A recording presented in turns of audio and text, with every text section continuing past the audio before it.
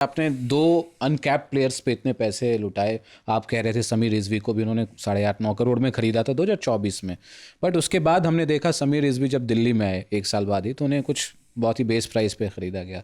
तो इससे एक सवाल मेरे मन में उठा कि आप अनकैप्ड प्लेयर्स को पैसे तो दुनिया भर दे देते हो, बट कहीं ना कहीं से उनके चांसेस भी किल हो जाते हैं क्या? मतलब नहीं, ये भी हो जाता है ना कि आप प्रेशर बात। वाली बात और सक्सेस वाली बात की, मतलब अर्ली बट एज उनको में आप मैचेस ज्यादा नहीं मिलते ना। आप समीर रिजवी को ही देख लीजिए, वहां पर थे, कितने मैचेस खेले उन्होंने। समीर रिजवी एक बड़ा, मतलब वो पोटेंशियल माने जा रहे थे कि बहुत बड़े प्लेयर बनकर उभर ऐसे ही सकते रॉबिन हैं मिन्स भी आए थे, मुंबई के लिए जो खेल रहे ठीक हैं। है, हाँ, तो उनको भी ठीक ठाक उस पैसे वक्त के मिले हिसाब थे। से ठीक ठाक पैसे मिले थे।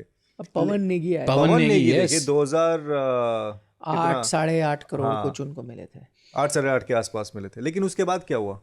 वही में अब सवाल इंडिया की यही है रैंकिंग से कि बाहर हो गया। क्या इतना पैसा जो है, इज इट अ बून और बेन? कोई कहे कि प्रेशर नहीं होता तो मैं बड़ा सरप्राइज होगा। प्रेशर होता है। अब यंग प्लेयर हो यार, पहली बात तो इतने बड़े क्राउड के सामने खेलना, आपने कितनी भी लीग्स खेली हो अलग बात है, आईपीएल का टॉप लेवल परफॉर्मेंस के साथ वो प्रेशर। हाँ, फिर ये भी होता है कि यार मेरे को इतने प्राइस के लिए लिया तो मुझे इतने रन तो बनाने ही पड़ेंगे, इतना yes। इम्पैक्ट करना पड़ेगा, उसका प्रेशर ज़रूर होगा। बट वहीं पे आई थिंक एक खिलाड़ी को आप जज भी करते हो यार, जो प्रेशर को झेलता है वो चैंपियन बन जाता है। बट जो उसमें एग्जाम्पल्स दब हमारे पास जाता वैसे है। है नहीं ना, बहुत सारे एग्जाम्पल्स नहीं है जिन्होंने उस प्रेशर को पार करके, पैसे का जो प्रेशर है, जिनको बहुत सारे पैसे मिले, वो इंडिया के लिए खेल गया या 2-4-5 साल खेला, ऐसा कुछ दिखा नहीं हमें। मतलब बट ये तो पहली बार हुआ है ना कि अनकैप को आपने 14.5 करोड़ दे दिए। इससे पहले कहाँ होता था? बेस प्राइस 30 लाख आपका बेस प्राइस है, वो आपको 35 पे या 30 पे ही खरीद लेते थे।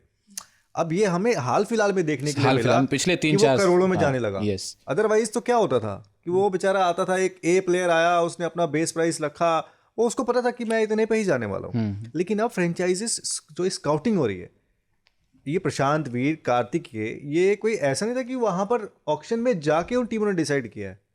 नहीं, पहले से टारगेटेड प्लेयर्स थे, इनको बताया गया था, इनसे बातचीत हो चुकी थी कि हम आपको देखेंगे ऑक्शन में, आपका नाम वहां पर आएगा, हम लोग जाएंगे आपके पीछे।